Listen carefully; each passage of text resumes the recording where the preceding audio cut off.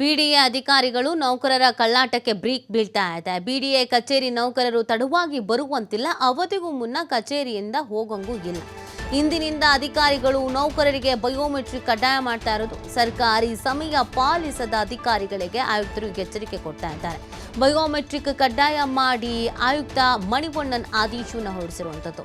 ಸರ್ಕಾರಿ ಸಮಯದ ವೇಳೆ ಕರ್ತವ್ಯ ನಿರ್ವಹಿಸದೆ ನೌಕರರು ನಿರ್ಲಕ್ಷ್ಯ ವಹಿಸಿದ್ರು. ಇಂದಿನಿಂದ ಅನಗತ್ಯವಾಗಿ ಕಚೇರಿಗೆ ತಡವಾಗಿ ಬಂದರೆ ಶಿಸ್ತು ಕ್ರಮವನ್ನು ಕೈಗೊಳ್ಳಬೇಕಾಗತ್ತೆ ಅನ್ನುವಂಥ ಎಚ್ಚರಿಕೆಯನ್ನು ನೀಡಿದ್ದಾರೆ. ಬಯೋಮೆಟ್ರಿಕ್ ಹಾಜರಾತಿ ಇಲ್ಲದೇ ಇದ್ರೆ ವೇತನ ಕಡಿತದ ಎಚ್ಚರಿಕೆಯನ್ನು ಕೂಡ ನೀಡಲಾಗಿದೆ. ಕಚೇರಿ ಸಮಯದ ವೇಳೆ ಟೀ ಕಾಫಿಗೂ ಕೂಡ ನಿರ್ಬಂಧವನ್ನು ಹೇರಲಾಗ್ತಾ ಇದೆ.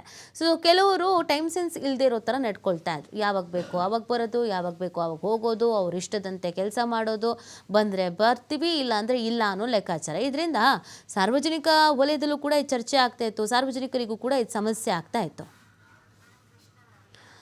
ಈ ಬಗ್ಗೆ ಮಾಹಿತಿ ನೀಡ್ತಾರೆ ನಮ್ಮ ಪ್ರತಿನಿಧಿ ಕೃಷ್ಣ, ಲೈವ್ನಲ್ಲಿ ಜಾಯ್ನ್ ಆಗ್ತಾ ಇದ್ದಾರೆ. ಕೃಷ್ಣ, ಬಿಡಿಎ ಕಚೇರಿಗೆ ನೌಕರರಿಗೆ ಸಂಬಂಧಪಟ್ಟಂತೆ ಸ್ಟ್ರಿಕ್ಟ್ ಆದಂಥ ರೂಲ್ಸ್ ಆ್ಯಂಡ್ ರೆಗ್ಯುಲೇಷನ್ಸ್ಗಳನ್ನು ತರ್ತಾ ಇದ್ದಾರೆ. ಇದು ಎಷ್ಟು ಮಟ್ಟಿಗೆ ಇಂಪ್ಯಾಕ್ಟ್ ಆಗುತ್ತೆ ಅಂತ?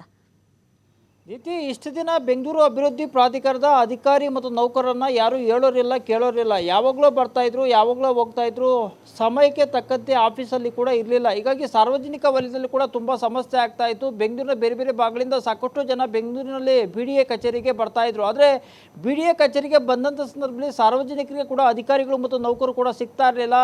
ಯಾವಾಗಲೂ 10:30ಕ್ಕೆ ಸರ್ಕಾರಿ ಕಚೇರಿ ಆರಂಭ ಆದರೂ ಮಧ್ಯಾಹ್ನ 12 ಗಂಟೆ 1 ಗಂಟೆ ಆದರೂ ಕೂಡ ಸರ್ಕಾರಿ ಕಚೇರಿಗಳಿಗೆ ಕೂಡ ಬರ್ತಾ ಇರಲಿಲ್ಲ. ಹೀಗಾಗಿ ಸರ್ಕಾರಿ ಕಚೇರಿಗಳಲ್ಲಿ ಅಧಿಕಾರಿ ಮತ್ತು ನೌಕರರು ಇಲ್ಲದ ಕಾರಣದಿಂದಾಗಿ ಬೆಂಗಳೂರಿನ ಜನ ಸಾಕಷ್ಟು ರೀತಿಯಲ್ಲಿ ಆಕ್ರೋಶವನ್ನು ಕೂಡ ವ್ಯಕ್ತಪಡಿಸಿದರು. ಬೆಂಗಳೂರಿನ ಬಿಡಿಎ ಆಯುಕ್ತರಾದಂಥ ಮಣಿವಣ್ಣನವರಿಗೆ ಕೂಡ ಸಾಕಷ್ಟು ದೂರುಗಳನ್ನು ಕೊಡುವಂಥ ಪ್ರಯತ್ನವನ್ನು ಸಾರ್ವಜನಿಕರು ಕೂಡ ಮಾಡಿದರು. ಇದನ್ನು ಗಂಭೀರವಾಗಿ ಪರಿಗಣಿಸಿದಂಥ ಬಿಡಿಎ ಆಯುಕ್ತ ಮಣಿವಣ್ಣರು ಕೂಡ ಈಗ ಮಹತ್ವದ ನಿರ್ಧಾರವನ್ನು ಕೂಡ ತೆಗೆದುಕೊಂಡಿದ್ದಾರೆ. ಬಿಡಿಎ ಕಚೇರಿಗೆ ಯಾರು ತಡವಾಗಿ ಬರ್ತಾರೋ, ಯಾವ ನೌಕರರು ತಡವಾಗಿ ಬರ್ತಾರೋ, ಯಾವ ಅಧಿಕಾರಿಗಳು ತಡವಾಗಿ ಬರ್ತಾರೋ ಅವರ ಮೇಲೆ ಕಟ್ಟುನಿಟ್ಟಿನ ಕ್ರಮವನ್ನು ತೆಗೆದುಕೊಳ್ಳೋಕ್ಕೆ ಬಿಡಿಎ ಆಯುಕ್ತ ಮಣಿವಣ್ಣರು ಕೂಡ ಮುಂದಾಗಿದ್ದಾರೆ. ಯಾಕಂದರೆ ಬಿಡಿಎ ಇಷ್ಟು ದಿನಗಳಿಂದ ಬಿಡಿಎ ಯಾವುದೇ ಕೇಂದ್ರ ಕಚೇರಿ ಆಗಿರ್ಬೋದು, ವಲಯ ಕಚೇರಿಗಳು ಯಾವ ವಲಯಗಳು ಕೂಡ ಬಯೋಮೆಟ್ರಿಕ್ ಕಡ್ಡಾಯವನ್ನು ಮಾಡುವಂಥ ಪ್ರಯತ್ನವನ್ನು ಕೂಡ ಮಾಡಿಲ್ಲ. ಒಂದು ಕಡೆ ರಾಜ್ಯ ಸರ್ಕಾರವೇ ಸುತ್ತೋಲೆಯನ್ನು ಹೊರಡಿಸುವಂಥ ಪ್ರಯತ್ನವನ್ನು ಮಾಡಿದರೆ, ಸರ್ಕಾರಿ ಕಚೇರಿಗಳಲ್ಲಿ ಎಲ್ಲವೂ ಕೂಡ ಬಯೋಮೆಟ್ರಿಕ್ ಹಾಜರಾತಿ ಕಡ್ಡಾಯ ಇರಬೇಕು ಅಂತ ಸರ್ಕಾರವೇ ಆದೇಶವನ್ನು ಕೂಡ ಮಾಡಿದ್ರು ಸಹ ಬೆಂಗಳೂರು ಅಭಿವೃದ್ಧಿ ಕಚೇರಿಗಳಲ್ಲಿ ಕೂಡ ಬಯೋಮೆಟ್ರಿಕ್ ಹಾಜರಾತಿ ಕಡ್ಡಾಯ ಕೂಡ ಇರಲಿಲ್ಲ. ಬೆಂಗಳೂರಿನ ಬಿಡಿಎ ಕೇಂದ್ರ ಕಚೇರಿ ಆಗಿರ್ಬೋದು, ಬೆಂಗಳೂರಿನ ಬೇರೆ ಬೇರೆ ವಲಯ ಕಚೇರಿಗಳು ಕೂಡ ಕಡ್ಡಾಯ ಆಗಲಿಲ್ಲ. ಆದರೆ ಈಗ ಕಡ್ಡಾಯವನ್ನು ಮಾಡೋಕ್ಕೆ ಬಿಡಿಎ ಆಯುಕ್ತರು ಮಣಿವಣ್ಣರು ಕೂಡ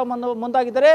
ಯಾರು ತಡವಾಗಿ ಕಚೇರಿಗೆ ಬರ್ತಾರೋ ಅವರ ವೇತನವನ್ನು ಕಡಿತ ಮಾಡೋಕ್ಕೆ ಬಿಡಿಎ ಆಯುಕ್ತ ಮಣಿವಣ್ಣರು ಕೂಡ ಸೂಚನೆ ಕೂಡ ಕೊಟ್ಟಿದ್ದಾರೆ. ಹೀಗಾಗಿ ಇವತ್ತಿಂದ ಬೆಂಗಳೂರು ಅಭಿವೃದ್ಧಿ ಪ್ರಾಧಿಕಾರದ ಎಲ್ಲ ಕಚೇರಿಗಳಲ್ಲಿ, ಅದರಲ್ಲೂ ಪ್ರಮುಖವಾಗಿ ಕೇಂದ್ರ ಕಚೇರಿಯಲ್ಲಿ ಬಯೋಮೆಟ್ರಿಕ್ ಹಾಜರಾತಿ ಕಡ್ಡಾಯವನ್ನು ಮಾಡೋಕ್ಕೆ ಬಿಡಿಎ ಆಯುಕ್ತರು ಕೂಡ ಮುಂದಾಗಿದ್ದಾರೆ. ಹೀಗಾಗಿ ಬಿಡಿಎ ಅಧಿಕಾರಿಗಳು ಮತ್ತು ನೌಕರಿಗೆ ಇದು ದೊಡ್ಡ ಮಟ್ಟದ ಸಂಕಷ್ಟ ಎದುರಾಗುವಂಥ ಸಾಧ್ಯತೆಗಳು ಕೂಡ ಇದೆ. ಯಾಕಂದರೆ ಬಿಡಿಎ ಕಚೇರಿಗೆ ಅಧಿಕಾರಿಗಳು ಬಾರದ ಕಾರಣದಿಂದಾಗಿ ಬ್ರೋಕರ್ಗಳ ಜೊತೆ ಬೇರೆ ಬೇರೆ ವ್ಯವಹಾರಗಳನ್ನು ಮಾಡುವಂಥ ಪ್ರಯತ್ನವನ್ನು ಕೂಡ ಮಾಡಿದರು. ಹಾಗಾಗಿ ಇವತ್ತು ಈ ನಿರ್ಧಾರವನ್ನು ತೆಗೆದುಕೊಂಡಿರೋ ಕಾರಣದಿಂದಾಗಿ ಅಧಿಕಾರಿ ಮತ್ತು ನೌಕರಿಗೆ ಸಂಕಷ್ಟ ಎದುರಾಗುವಂಥ ಎಲ್ಲ ಸಾಧ್ಯತೆಗಳು ಸಹ ಇರುವಂಥದ್ದು. ನೀತಿ.